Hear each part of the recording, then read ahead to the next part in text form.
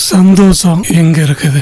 சந்தோஷங்கிறது பணத்துல இருக்கா, பொருள் இருக்கா, இல்ல இடத்துல இருக்கா? நமக்கு சந்தோஷத்தை தேடி நம்ம வெளியில தேடிக்கிட்டே இருக்கோம். இப்போ பணம் ஒரு 1,00,000 ரூபா பணம் கிடைக்குது, பயங்கர சந்தோஷமா இருக்கும். அந்த ஒரு நாள் பயங்கர சந்தோஷம் தாங்க முடியல. அடுத்த நாள் அதை மறந்துட்டு ஏதோ ஒரு பிரச்சனை வருது, அந்த பிரச்சனையில போய் சிக்கிடுறோம், அந்த சந்தோஷம் போயிடுச்சு. கார் ஒன்று வாங்குறோம், கார் வாங்கின அன்னைக்கு பயங்கர சந்தோஷமா இருப்போம். அடுத்த நாள் நம்மளுக்கு ஒரு பிரச்சனை வந்ததுன்னா மறுபடியும் அந்த சந்தோஷம் போயிடும். ஒரு டூர் போறோம், அங்க சந்தோஷமா இருக்கிறோம், ஒரு 2 நாள் நல்லா சந்தோஷமா இருக்கிறோம். அதுக்கப்புறம் பிரச்சனை வருதா, அப்ப சந்தோஷம் போயிருது. பணத்திலயோ பொருள் இடத்துலயோ நமக்கு வெளியிலேருந்து உள்ள வருது. உள்ள வரும்போது உள்ள ஒரு சந்தோஷம் கிடைக்குது. நம்ம என்ன நினைச்சிட்டு இருக்கிறோம்னா, பணத்திலயோ பொருளையோ இடத்துல இருந்து நமக்கு கிடைக்குது அப்படின்னு நினைச்சிட்டு இருக்கோம். அது உள்ளுக்குள்ளதான் இருக்குது.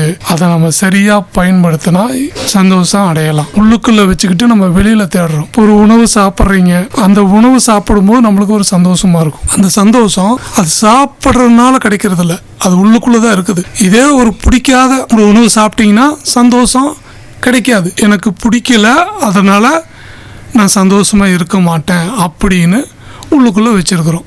அதுதான் பிரச்சனையே. இப்போ நாம தான் எல்லாமே பதிவு பண்ணி வச்சிருக்கோம். இப்போ அந்த பதிவை விழிப்பாக கவனிக்கணும், அப்போதான் அது மாறும். நம்ம தான் பண்றோம்னு தெரிஞ்சா தான் நம்ம சரி பண்ண முடியும். நம்ம இந்த உலகத்துல எல்லாத்தையுமே நம்ம பார்த்து வாட்ச் பண்ணிட்டே இருக்கிறோம். நம்மளை நம்ம கவனிச்சு அந்த எண்ணமும் இருக்கட்டும், செயலும் இருக்கட்டும், சரி பண்ணிட்டே வந்தா எல்லாமே சரியாயிரும்.